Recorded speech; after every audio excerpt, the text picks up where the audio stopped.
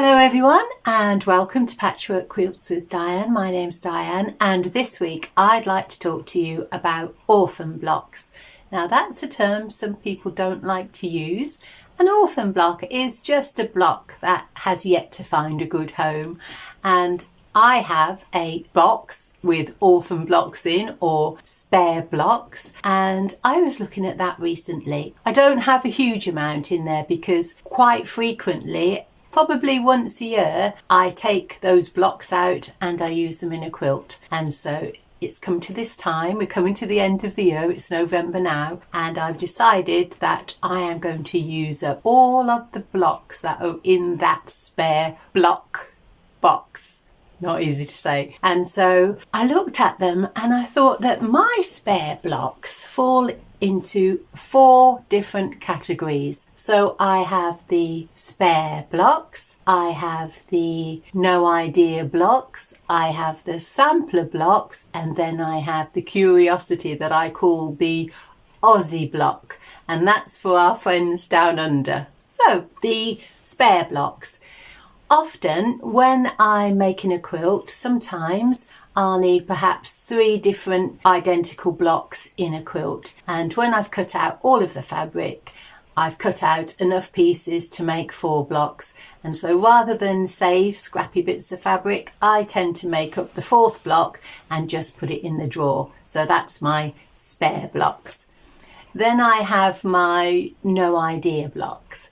And those are blocks that I make when I come into my sewing room and I just feel like putting fabric together. I have no idea about where that block will go or what it should look like. I just feel like doing a few minutes of sewing, and that's why I call it the no idea block, because when it's constructed, it hasn't got a place in my mind. And then I've got the sampler block. And the sampler block is usually a block that I'm trialing. So if I'm making a quilt and I think, well, I wonder what this block would look like if I did this or this colour combination. And so I'll make up a block. Sometimes that sample block goes into the quilt, and then other times I'll look at it and think, oh, okay, I'll make these changes when I make the quilt. And so that block doesn't make that particular quilt, but it's okay. There might be a few little issues with it that I need to amend, but basically it's okay, and so that will go in the drawer. And then we have the elusive and my favourite, the Aussie block. Now these are blocks, we've all made these. You're making a quilt, you've cut out all the pieces, you've sewn the blocks, you know you've sewn the blocks, and then when you come to put them together, one of them's gone walkabout, hence the name, the Aussie block. And no matter where you look, you just cannot find it. It's not down sides of chairs, it's not behind cupboards, it's not in drawers, it's not in your fabric pile, it's just gone walkabout. I haven't yet found one in a bush, but I did find one in my husband's underwear drawer once, and nobody wants to go in there. I don't know how it got in there. I think probably I must have gathered up some washing and caught it, and that's how it ended up in there. So these are blocks that just disappear on us, and they don't come back into our lives until their journey's over and they're ready to be found. So those are my Aussie blocks. So 4 different categories. I don't think there's any others. So, and then when you've got these blocks and they're accumulating, you have to think, how can I put them together in a quilt? And again, I have 4 different ways, I think. Tell me if you have more blocks or more ways of putting your orphan blocks together. So mine is 4 and 4. So the first one, I think, is a medallion quilt. So these 2 are examples of medallion quilts, and what I did with those was I took a group of blocks. You can just have one block if it's a big block, or some sort of really feature block, and that's the center of your quilt, and then you just build up all around the sides, so it's sort of a square within a square within a square. So on these 2 I put together a group of blocks to make the centerpiece, and then just built around that. You can then have a row block. Again, you can use some of your blocks and you just put them together in rows. They don't have to be identical, those blocks. They do need to sort of talk to one another in that row, so similar colours or designs or whatever, but you can make a row, so a row block. And then you can have an improv quilt, so you just put your block down or blocks and then you add around those. My unexpected Christmas wreath was a quilt that I made with an Aussie block in the centre that had gone walkabout, and I found that, and so I started with that one, and then I just built around sort of improv style until I came to an unexpected wreath. And then my fourth way of making a quilt is if I've got lots and lots of different blocks, and I'll put them together in a sampler quilt. I think really technically I'm not one of the quilt police. You can call things what you like. I'm never offended, well, very rarely.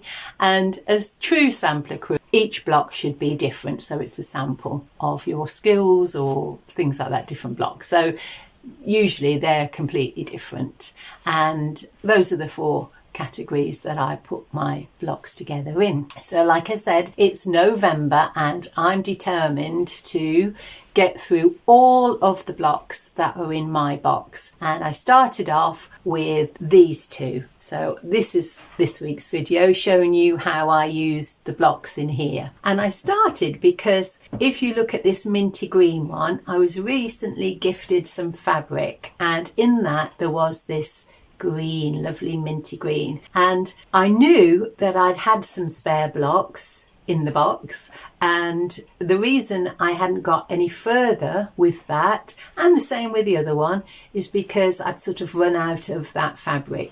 So I'd put together these 9 patches like a sort of Irish chain design. So I'd put some of those together, and then when I ran out of fabric I stopped. So we'll start off by looking at how I ended up making this lovely Hello Bear, I've called that one. So in this box I have some blocks that were left over from other projects, and I'm just going to have a little rummage through. I'm looking to, and I'm thinking about what fabric I know I've got to complete these. Okay. I'm pretty sure here we go. This is what I'm looking for. Let me get this out. I'll put this on the board and we'll have a look at that. And this is what I found in that bag.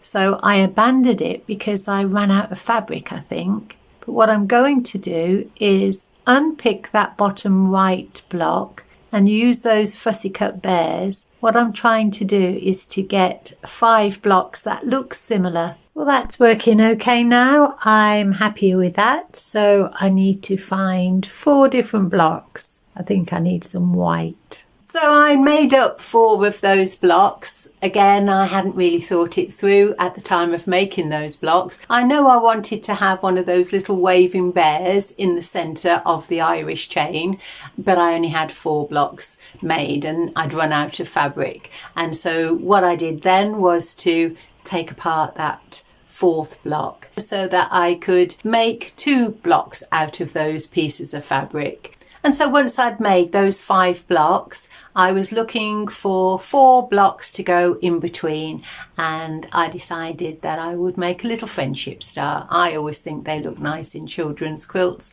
and so I had some pale blue fabric. It's with white clouds on, and so I used that in the centre, and that gave me the start of the medallion quilt.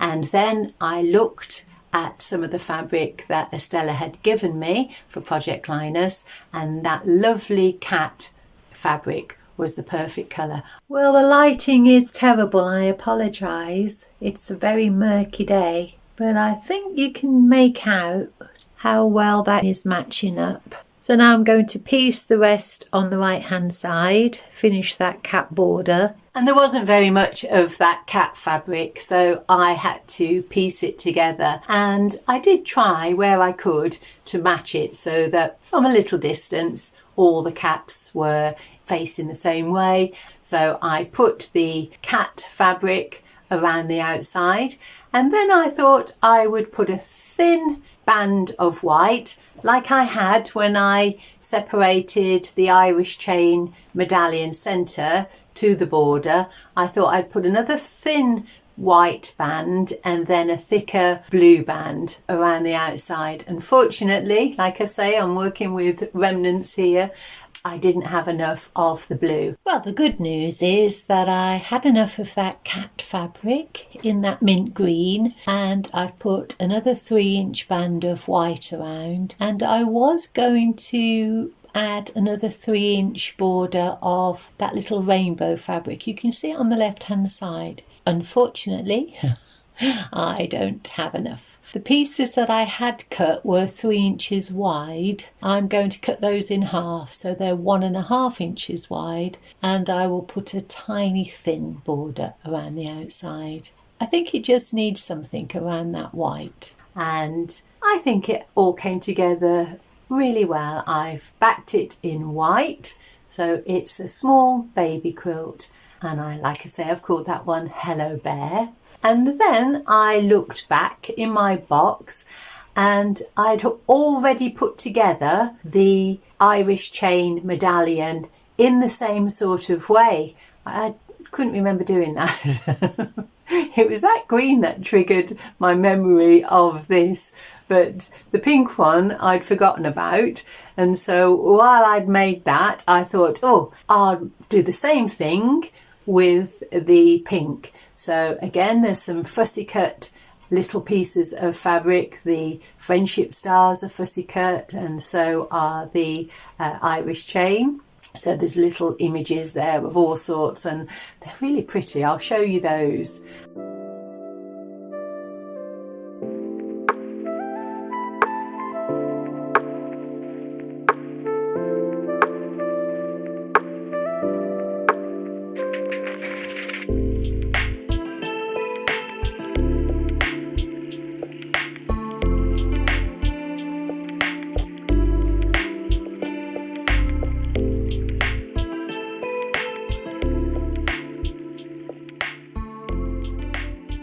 And then I thought, once I had the central medallion, that I would just make a border of friendship stars all the way around, and I would put the background as pink and the friendship star as white.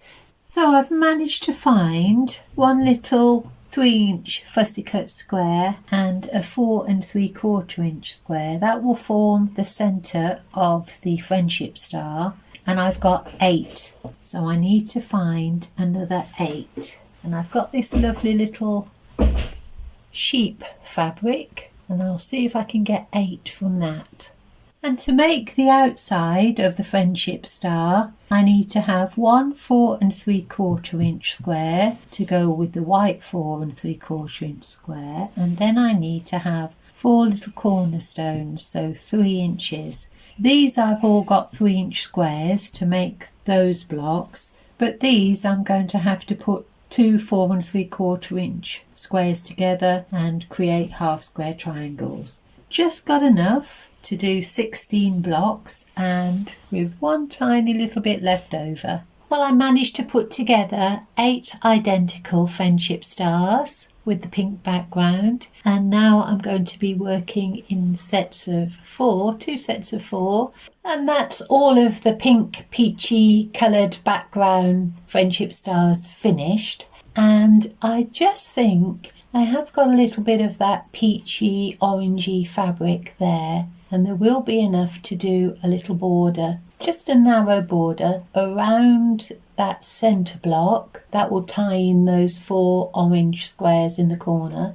As you can see, I have just sewn a narrow band across the top and the bottom of that pale inner block, and underneath and on top of those orange blocks. and now I've just got 2 strips to put down each side. And before I add those side panels to that middle panel, I think I'm just going to add a 2.5 inch border in that peachy orange. I think that finishes it off nicely. And that's the flimsy complete now. It's 42 inches square. And so I used up all of those blocks that were in my spare blocks box, and I have no more of that fabric made up into any sorts of blocks. And then in the peachy one, I didn't have enough white fabric left, I'd run out, and so I needed to piece the back, so I'll show you that pieced. And again, simple quilting, put it all together and I'll show you what they look like. Very pretty, I think. They will find a home, I'm sure. I need to wash these and then get them parcelled up for Project Linus. And next week